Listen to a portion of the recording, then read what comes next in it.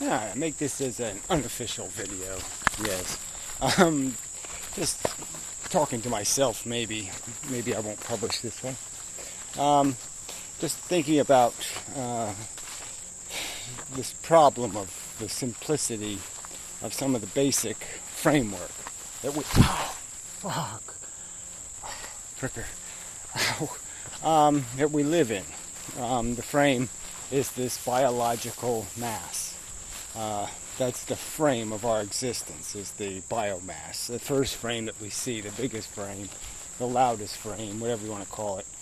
And that frame is in the frame of the universe. You know, planets, matter being created in suns, the 100 and so elements that make up atomic structure, and then are converted into compounds that all this stuff is. And you know, this is the primary reality. So evolution is, well, God, I am going to get killed here. That was really very close to not a good sort of thing. Anyway, you know, not actually functioning very well. This damn stroke leg is it's going all funky on me. It really hasn't been bad, but stress, you know, brain activity narrows the functionality of the stroke leg because it rewrote walking on territory I like to use for thinking. And so when I'm thinking or stressed, the funky leg goes funky. Anyway,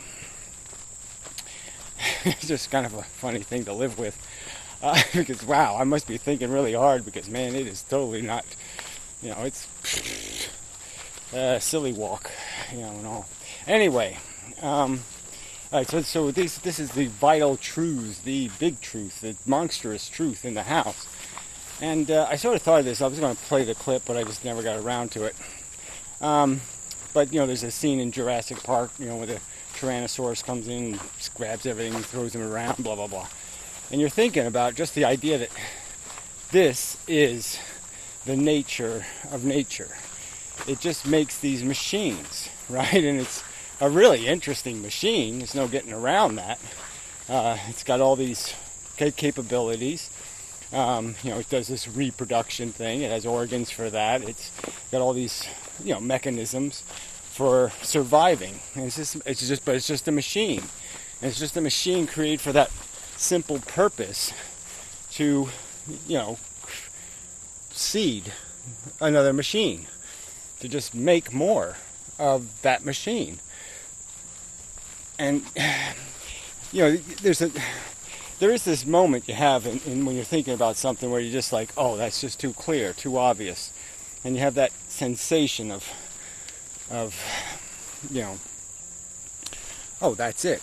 That's all there is. There's nothing else. Or I don't know what you call it, eureka or epiphany or whatever. But it's just a moment, a sensation of, you know,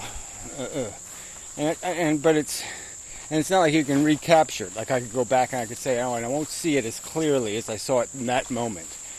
And that's sort of one of the liabilities, is that you can't always grab it at the right moment where you're seeing it in the context and you're seeing so clearly the cells reproducing and the mechanism of the machinery of it, and the fact that it's just energy. You know, that's just these atoms that are just collections of energy that are trapped in orbits, and that the orbits get combined into chemical compounds, and those chemical compounds have unique stickinesses and behavior on spins and rotations, and those rotations, you know, and in the end you end up with something like this, some physical form, you know, that's functioning in the world, that's walking and talking. Not hearing very well though. Oh, there we go.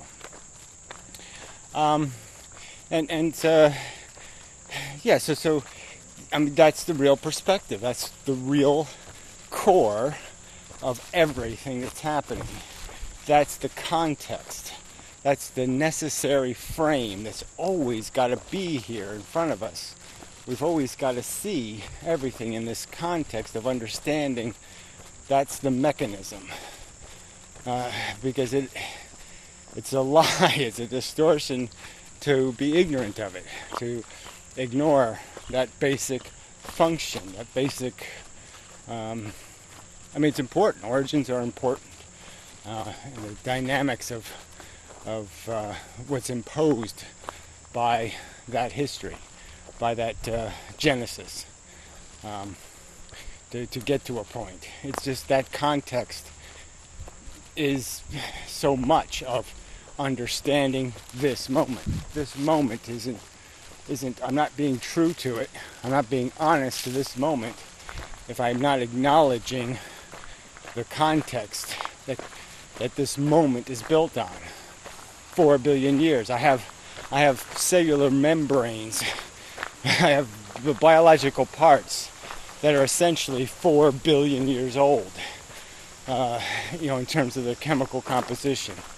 They've been making the same pieces for a long time. And, some of these pieces have just been passed down and passed down and passed down over and over and over.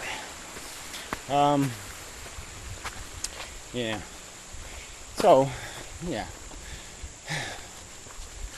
So I think I'll go for a run. That'll be the context to the run is, I'm caught up in this world that I have to live in, and I have this psychology built to play a game of some kind of game, and this is the game they gave me. White man in, suburban America, and so I'm playing the game, but I'm doing it with the knowledge that the real game is this shit, and the biosphere and the context of the motivational mechanism. This is the real game, the real context, the real engine of the whole damn thing.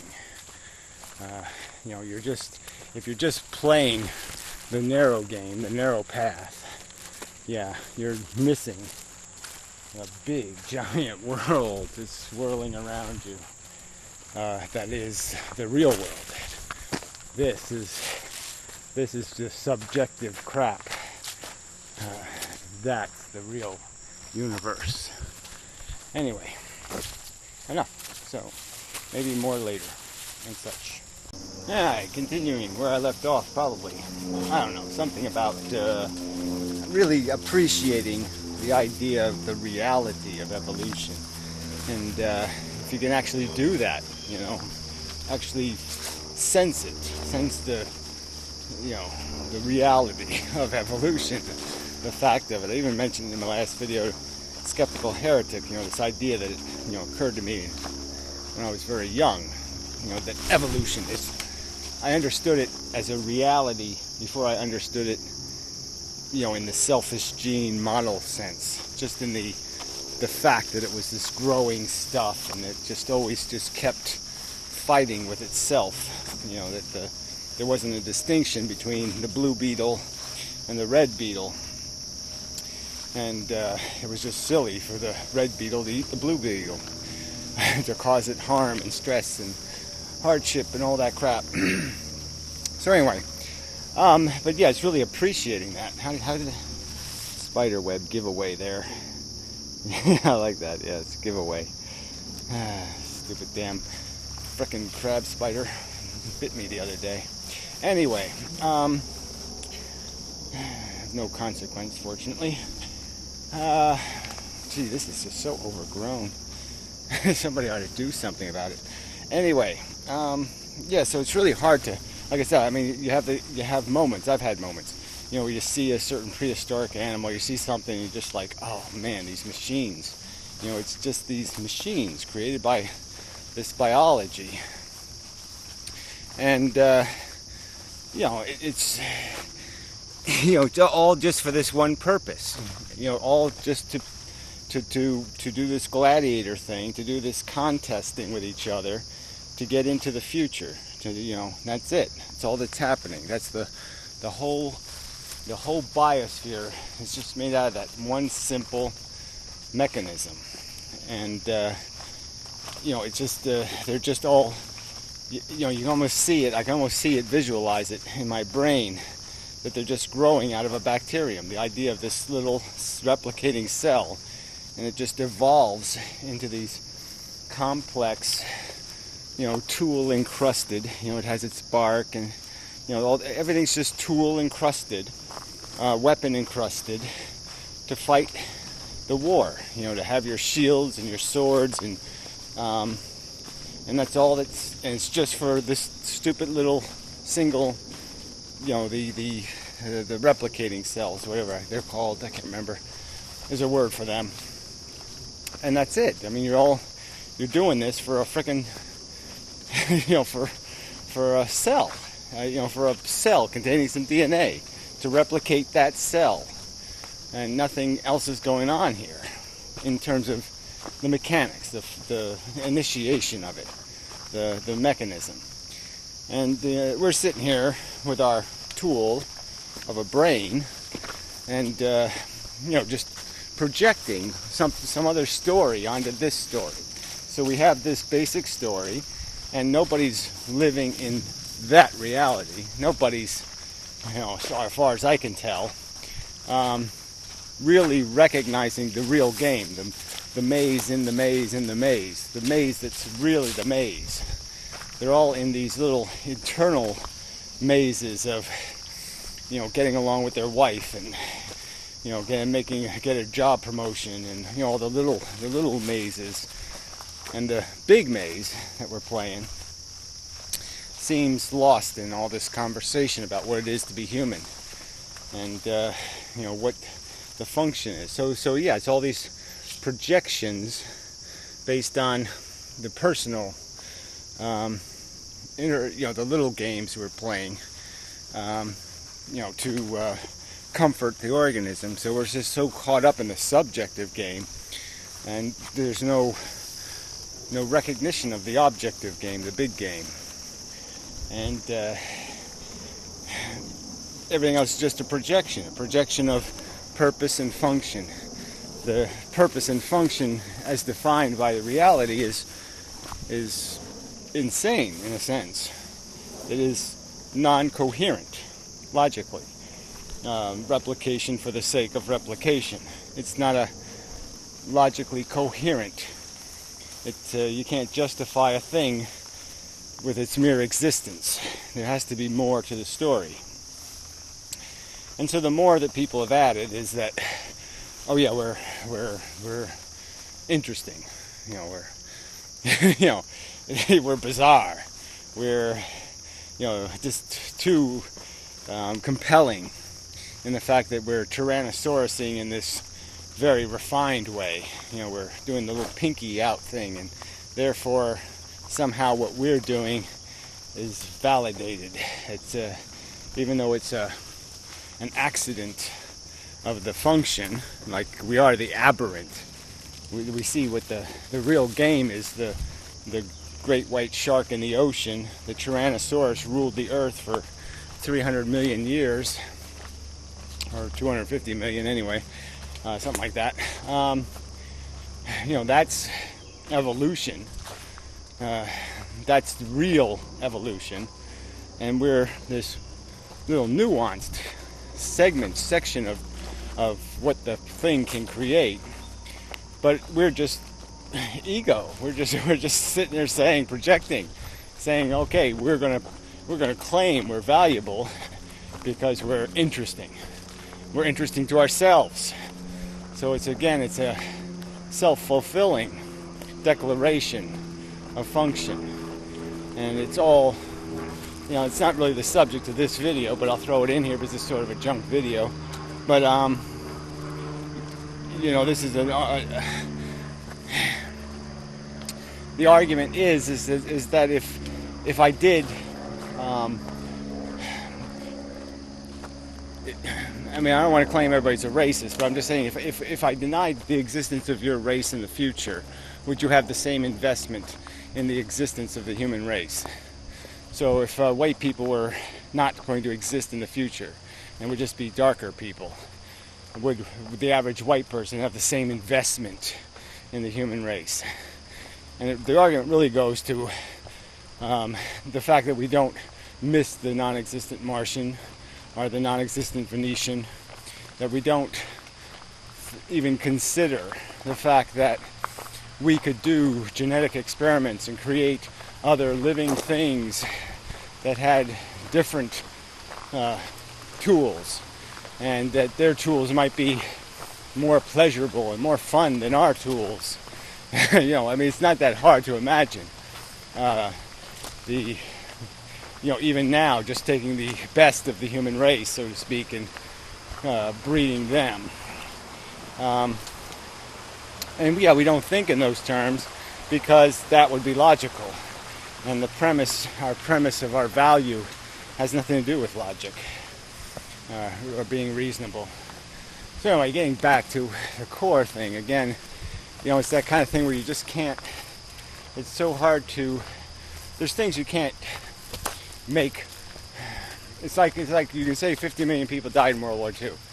And you could just say, and then you could think about their families and all the collateral damage. You could think about drunk driving. You could say 30,000 deaths, 200, 500,000 injuries, paralyzed kids, all kinds of horrors. Can you really appreciate it? Can you really internalize it? Make it, fit it in your brain in terms of recognizing the dimension of it. And I guess what I'm trying to say is that evolution has that problem too. It's hard to fit the mechanism of it. The fact that it's, you go deeper and deeper into the rabbit hole and you just get to this energy moving and energy coalescing like a little water drop. And the water drop gets dirty. And then the dirt creates a shield, and then the shield becomes a mouth and an ass. It gains a shape, a funnel, a tube. And then it's just so. When you roll that ball, you roll the whole mechanism through. It's just so hard to get a real feel for just how insane the process is, in the sense that there's nothing in the process that's going to guarantee anything reasonable. There's no limiting factor that says you can't do this because it's too crazy, it's too stupid. There's no governor. It's just machines, and the machines can end up sentient as we ended up. It's a possibility, obviously, because it happened. It must be a possibility. I don't think it's a likelihood. And you could run evolutions, 1,000,000 times, and it won't come out this way. It should, probably if life did exist in the universe, 1,000 times out of one time out of 1,000, you might get to, a terrestrial, mobile life form. Even neurology, going from the chemical transfer of information to the electrical transfer. That might not be a very likely adaptation, change. So just appreciate, that's another subject in itself, just the realizing just how just how unlikely, improbable our existence is, just how dependent it is on so many 4 billion years of happenings, events, and some of those events being just insanely unlikely. And that's when we get to the subject of the development of the human intelligence, which itself wasn't incremental. The small change 100,000 years ago made all the difference. And the difference between us and the other primates, the other great apes, let's say, is just a subtle change in brain space. It's not a huge change. It's a small change. And yet, look at our bigotry. There's nothing rational in it. The difference is insignificant in terms of anything important. Everything about us that is valuable is caught up in our emotional notions. That's what people live for. And yet, they'll trivialize those same mechanisms, in all the other mammals. Hey, pup. So what, other mammals, we put them on a leash. Well, not that we should, not that we don't have to, but frankly, people are pretty good to the dogs. Anyway, so we'll just call this a junk video of sorts and leave it at that. I'm just kind of rambling, still just fighting with trying to put into words, trying to describe in some way that makes it meaningful the fact of what a Tyrannosaurus represents. This big, humongous, tool-enabled flatworm. That is in itself just another complexification of an amoeba, which is in itself just a